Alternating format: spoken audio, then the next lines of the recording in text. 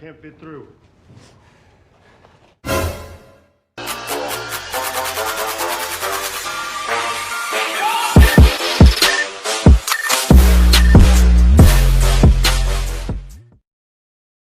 Hai guys, kembali lagi di MVT21. So, kali ini kita akan melanjutkan series The Last of Us episode keempat. Kita pun akan kembali melanjutkan kisah perjalanan Joel dan juga Ellie. Dimana seperti yang kita tahu di episode sebelumnya, Joel yang setibanya di sana harus mengetahui fakta bahwa Bill dan Frank sudah meninggal. Namun untungnya Bill si jenius sudah menduga jika Joel akan kembali berkunjung, sehingga memberikan sebuah surat wasiat dengan memberikan sebuah supply miliknya kepada Joel. Dan kini Joel dan Ellie menggunakan sebuah mobil milik Bill untuk melanjutkan petualangan mencari sang adik yang bernama Tommy. Oke lah, tanpa banyak opening di awal, so mari kita langsung saja ke alur ceritanya. Check it out.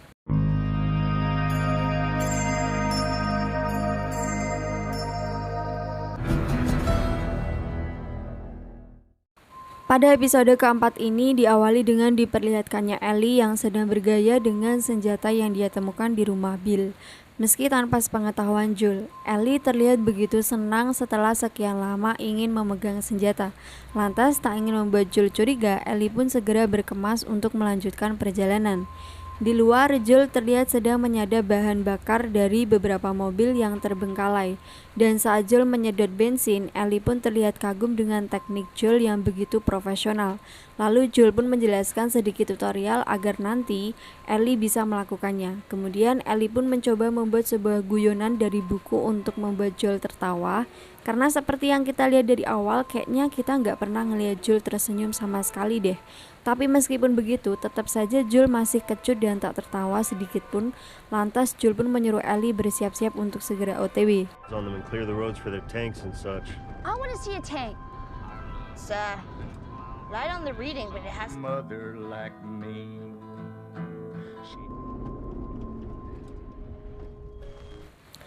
Singkat waktu, setelah berjam-jam berkendara, Joel pun memutuskan untuk menyudahi perjalanan pada hari ini. Akhirnya, Joel memutuskan beristirahat di dalam hutan, lantas dia pun mulai memasak perbekalan yang dia dapat dari Bill. Terlihat Ellie pun begitu lahap menyantap makanan yang dirasa cukup enak ini. Lantas Ellie pun kembali berkata jika Bill merupakan orang jenius yang memikirkan segala sesuatunya dengan sangat matang. Ya, Joel pun setuju akan hal itu dan karena mereka akan tidur di tempat ini, Ellie pun menyarankan membuat api unggun, namun sontak Joel langsung memarahinya karena itu akan mengundang sesuatu ke arah mereka. Bukan para zombie, melainkan manusia yang haus akan perbekalan. Mendengar hal itu, Ellie pun langsung terdiam.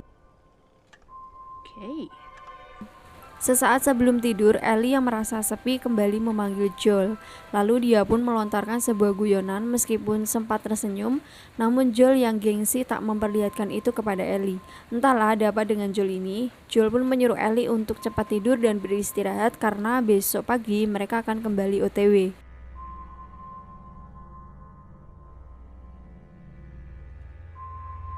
Tapi ternyata Joel yang benar-benar waspada tidak bisa tidur dan memilih berjaga semalaman. Hingga di keesokan harinya, Ellie pun terbangunkan oleh Joel yang sedang berkemas. Meskipun masih ngantuk, tapi perjalanan harus tetap berlanjut.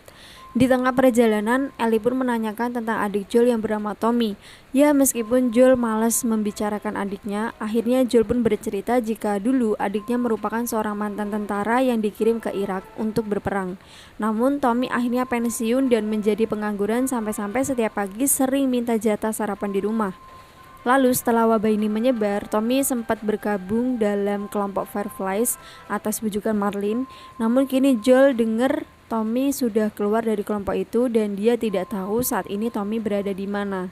Namun Joel berencana pergi ke menara komunikasi tempat terakhir kali dia mendapat kabar dari Tommy. Setelah mendengar cerita panjang itu, Joel pun menyuruh Ellie untuk tidur saja daripada banyak nanya. Namun sungguh sial, perjalanan pun terhenti akibat jalan yang terblokir dan dengan senjatanya Joel pun langsung mengecek situasi yang ada di depan. Dengan insting survivornya, Joel merasa jika di depan seperti ada yang gak beres nih kayaknya. Lantas Joel pun memberitahu Ellie jika kita sudah sampai di Kansas, namun dia ingin mencari rute lain agar tak melewati kota di depan. Tapi karena rute harus berputar sangat jauh dan bensin dirasa nggak cukup, Joel pun terpaksa harus tetap berada di jalur dengan memutari jembatan ini. Dia pun berharap tidak akan terjadi sesuatu di depan sana. I mean, I think we're heading north. Sontak mereka pun heran saat melihat benteng pertahanan federal di kota ini sudah porak-poranda. Lalu tiba-tiba, sial sekali, rupanya kota ini sudah dikuasai para pembegal. Mau tak mau, Joel pun harus adu mekanik solo versus squad. Di tengah tembakan-tembakan yang terjadi, Joel pun menyuruh Ellie bersembunyi sementara dia akan menahan para pembegal. Untung saja Ellie berhasil sembunyi dan Joel pun mampu melumpuhkan satu pembegal yang sok keras. Di tengah ketegangan, Ellie melihat salah satu pembegal mendekati Joel. Oh my god, melihat Joel yang terdesak, Ellie pun berusaha membantu Joel. Akhirnya terpaksa Ellie harus menggunakan pistol yang selama ini dia sembunyikan. Saat si pembegal kesakitan, dia pun memohon untuk diampuni, bahkan sambil mohon-mohon, sambil nangis-nangis. Si pembegal menawarkan perbekalan dan juga tempat berlindung. Akan tetapi Joel langsung bangkit dan meminta pistol yang Ellie pegang. Tanpa pikir panjang, Joel pun langsung menyuruh Ellie untuk tidak melihat apa yang akan dia lakukan. Di tengah rasa syok, Ellie pun mendengar jeritan si pembegal saat malaikat Israel mencabut nyawanya. Setelah itu Joel langsung cepat-cepat mengajak Ellie pergi sebelum teman-temannya si pembegal berbondong-bondong datang. Untung saja saat rekan-rekan si pembegal berdatangan, Joel dan Ellie berhasil lolos. Kemudian, scene beralih pada sebuah kelompok yang menamakan dirinya sebagai People.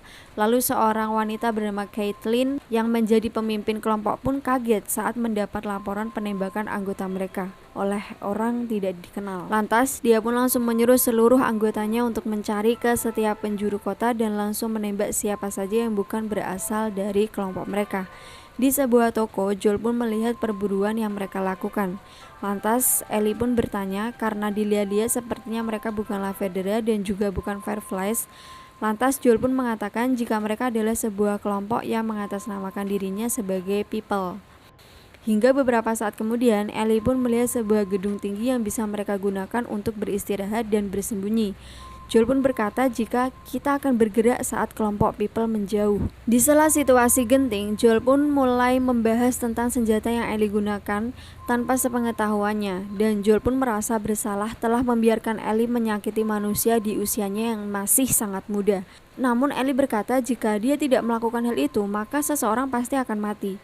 Mendengar hal itu, Joel pun mulai merubah perlakuannya kepada Ellie dan mulai mempercayainya untuk memegang senjata. Terlihat Ellie pun begitu senang banget saat mendapatkan kepercayaan dari Joel. Hingga dirasa situasi sudah aman, Joel pun mulai mengajak Ellie untuk bergerak.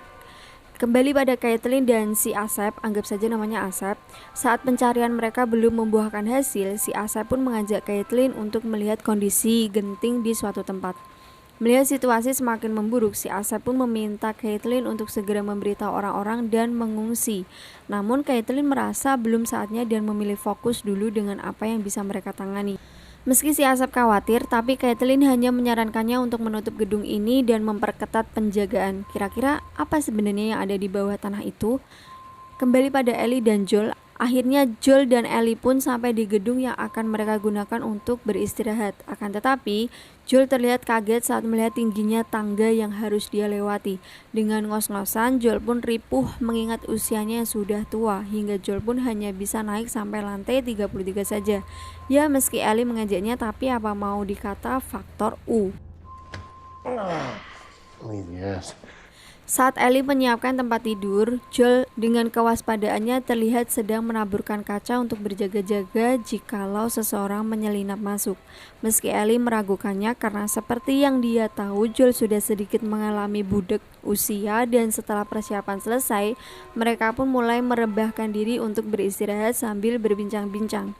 Terlihat kedekatan mereka pun semakin dekat. Lalu saat Joel akan tidur, Ellie kembali mengungkapkan sebuah candaan dan kali ini candaan itu benar-benar membuat Joel tak bisa menahan tawanya di hadapan Ellie.